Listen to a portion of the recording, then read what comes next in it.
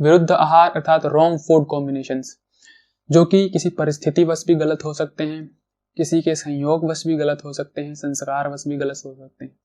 तो विशेषकर हमने देश काल विरुद्ध आहार के बारे में समझ लिया था कि किस प्रकार से होता है, उससे हमें थोड़ा बच के ही रहना चाहिए, वो हमारे लिए अच्छा होता है, हितकर होता है।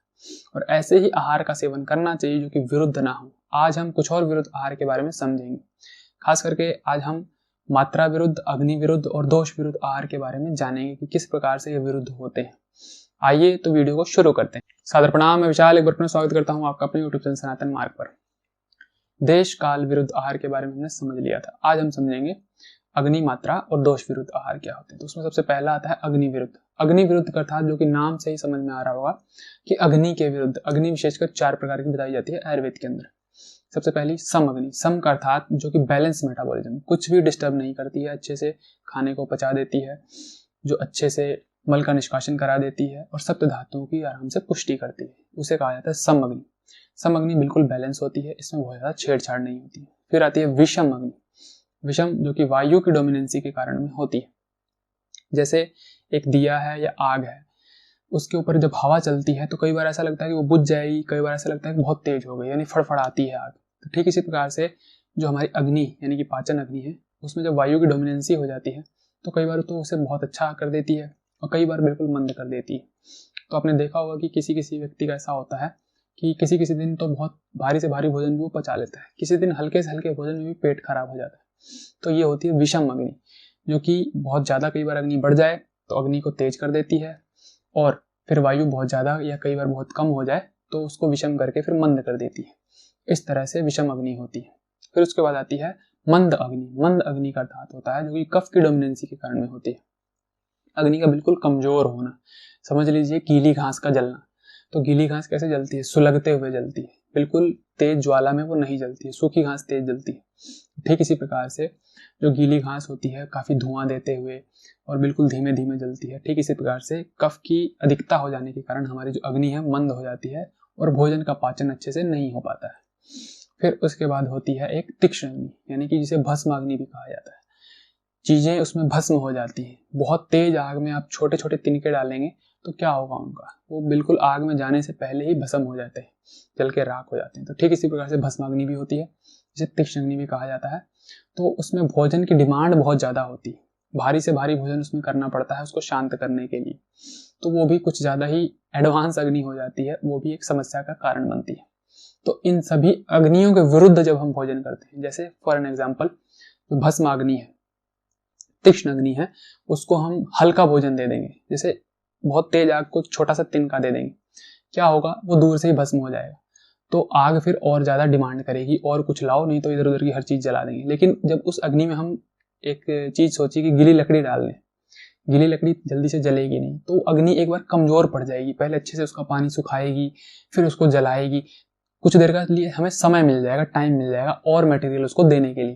तो ठीक इसी प्रकार से जब तीक्ष्ण अग्नि है, उसको भारी भोजन दिया जाता है, खूब भारी भारी सामान दिया जाएगा, तो थोड़ी देर के लिए वो रुकती है और फिर इस तरह से हमारे धातुओं को नहीं पचाने वाली होती है। लेकिन जब उसको बिल्कुल हल्का मटेरियल दे देंगे हम, तो तुरंत उस चीज को पचा लेगी, फिर डिमांड करेगी, और डिमांड करते ही जब हम नहीं दे पाएंगे तो हमारे शरीर की धातुओं को पचाने लगती है, यानी कि रस को पचाएगी, फिर रक्त को पचाएगी, मांस इत्यादि को कम करेगी, तो वेट वगैरह आपका लूज हो जाएगा।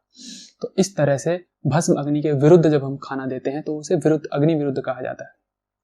मंद अग्नि बहुत मंद है, पाचन कमजोर है, उसमें हम भारी भोजन देने लगे तो फिर वहां भी गड़बड़ हो जाती है। तो इस तरह से उसको भी विरुद्ध आहार कहा जाता है। विषम अग्नि में जब जब वो खाना अच्छा मांग रही है तो अच्छा भोजन दीजिए, जब खाना नहीं मांग रही है, भूख नहीं लगी है, तो उस समय उसको भोजन मत दीजिए या हल्का आहार दीजिए।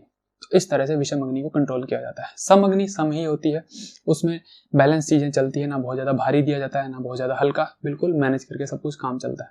तो सम अग्नि इतनी डिस्टर्ब करने वाली नहीं होती है। बाकी इन 3 अग्नियों के अगर हम विरुद्ध खाना देते हैं या विरुद्ध आहार करते हैं, उसे अग्नि विरुद्ध आहार कहा जाता है। फिर उसके बाद अगला आहार आता है मात्रा विरुद्ध। मात्रा यानी कि समझ लीजिए कि क्वांटिटी। देखिए क्या होता है कि कई बार कुछ द्रव्य ऐसे होते हैं, कुछ चीजें ऐसी होती हैं जिनको किसी पर्टिकुलर क्वांटिटी में यूज कर लेना बहुत ज्यादा घातक साबित हो जाता है। जैसे घी है और शहद है।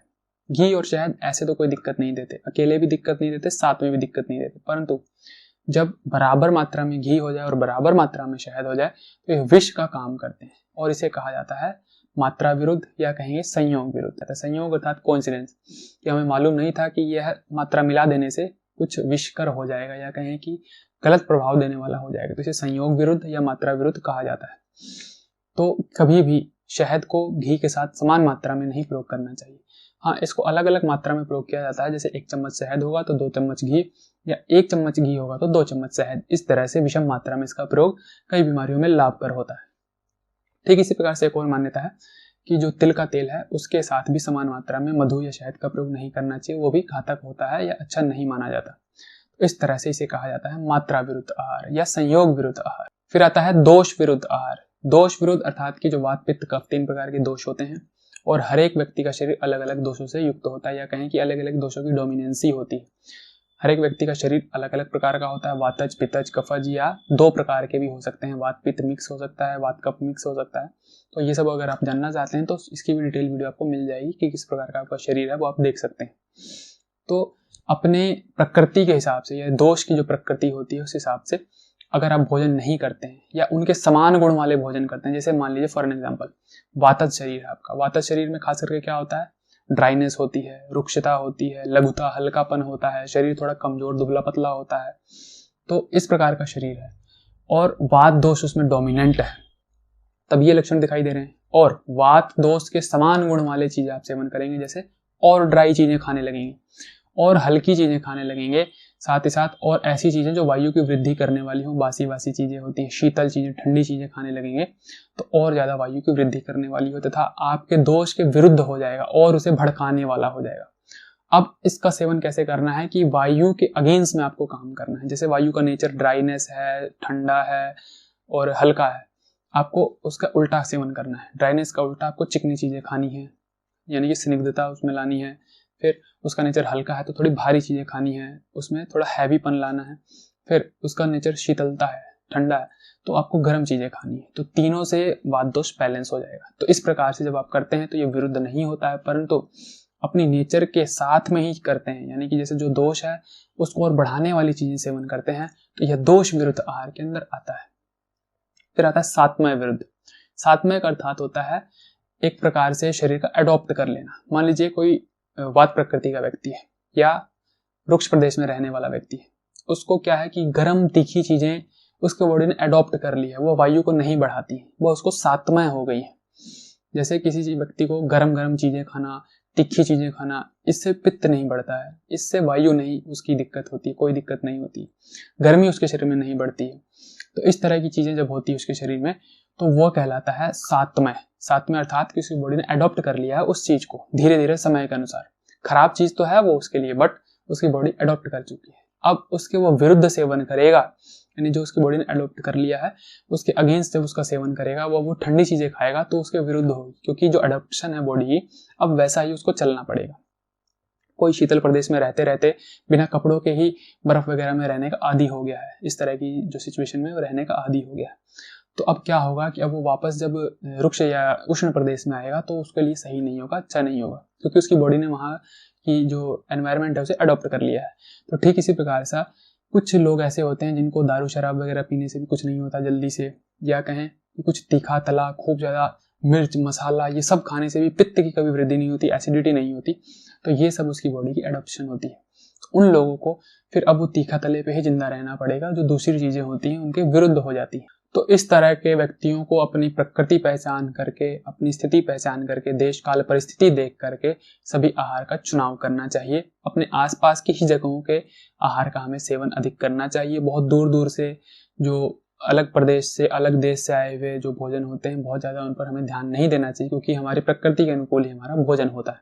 आगे और भी प्रकार के विरुद्ध आहार है, एक एक करके हम उनके बारे में भी जानते चले जाएंगे। फिर एक पर्टिकुलर लिस्ट में हम जानेंगे कि कौन सी विशेष चीज़ के साथ कौन सी विशेष चीज़ का सेवन विरुद्ध होता है। ऐसी सभी जानकारी इस चैनल पर आपको लगातार मिलती रहेगी। तो इसी प्रकार की ज्ञानवर्धक स्वास्थ्यवर्धक जानकारियों के लिए हमारे साथ जुड़े रहें। चैनल को सब्सक्राइब कर दें, बेल आइकन का बटन दबा दें ताकि आने वाली नोटिफिकेशन आपके पास समय पर पहुंचे। आज के लिए विदा लेते हैं, सादर प्रणाम।